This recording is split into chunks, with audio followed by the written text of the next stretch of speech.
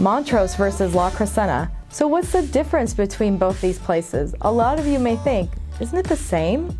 They're both managed by the City of Glendale and zoned for Glendale schools, yet the vibe of both these neighborhoods is very different. Let's get ready to rumble!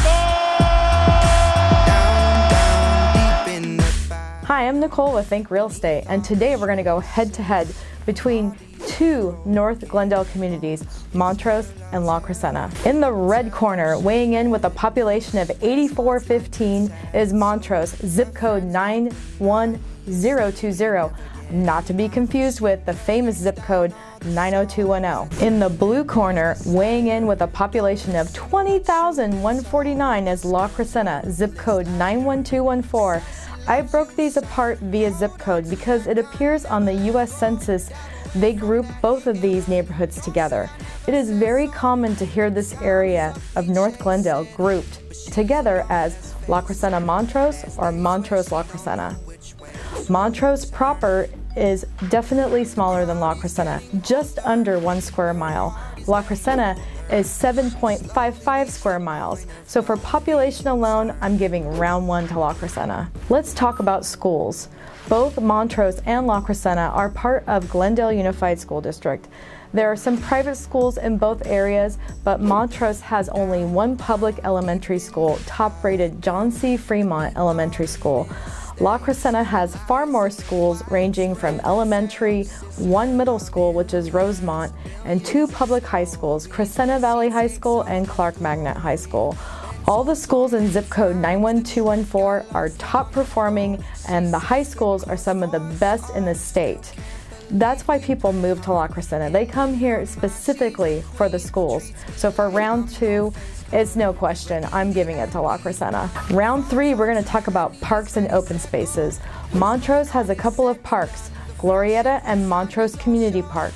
Montrose Community Park is perfect for your little ones. It also has 2 great baseball fields where many Little League games have been played for decades.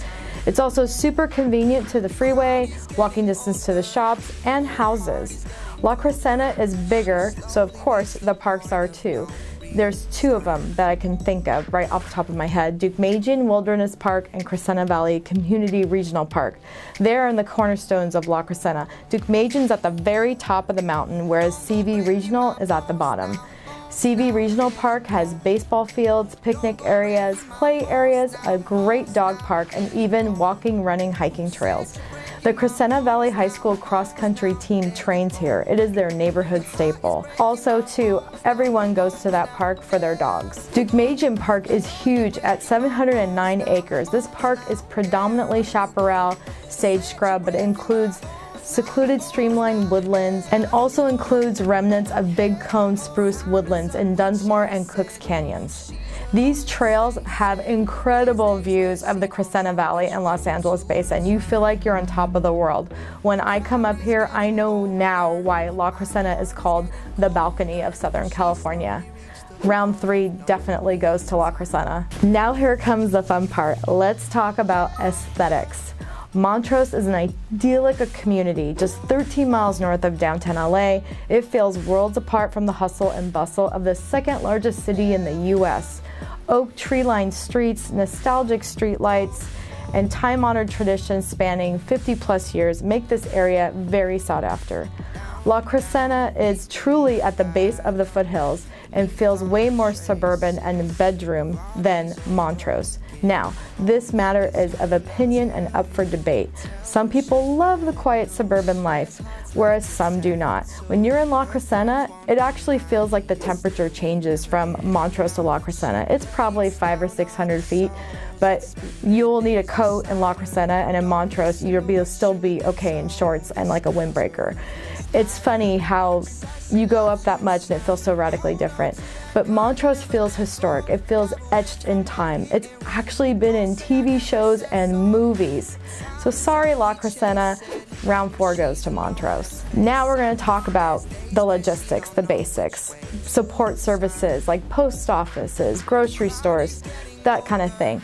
Both the cities have all of that, and they both have a Starbucks. But does La Crescenta have a Christmas parade? Do they have a Sunday farmers market every weekend, rain or shine? Do they also have the world famous Oktoberfest? Sadly not. So this one, round 5, goes to Montrose. Let's talk about traffic. Okay, both of these areas are surrounded by schools. So yes, at 8 a.m., at noon, and 3 p.m., yes, there's traffic everywhere. Foothill Boulevard, Ocean View Boulevard, Honolulu Avenue, Verdugo Road, they all have traffic. So you can't escape it, you can try, but really, it's kind of tough. So round 6, I gotta say, this is really a tie between the both of them, because no matter what, you're gonna be sitting in it. Let's talk about the vibe of each of these places, which is very debatable, okay? With that said, I would say in general, La Crescenta is definitely more conservative than Montrose. This is a bedroom community. People move there and they stay there. We're talking homeowners who have been there minimum 15, more like 30 years.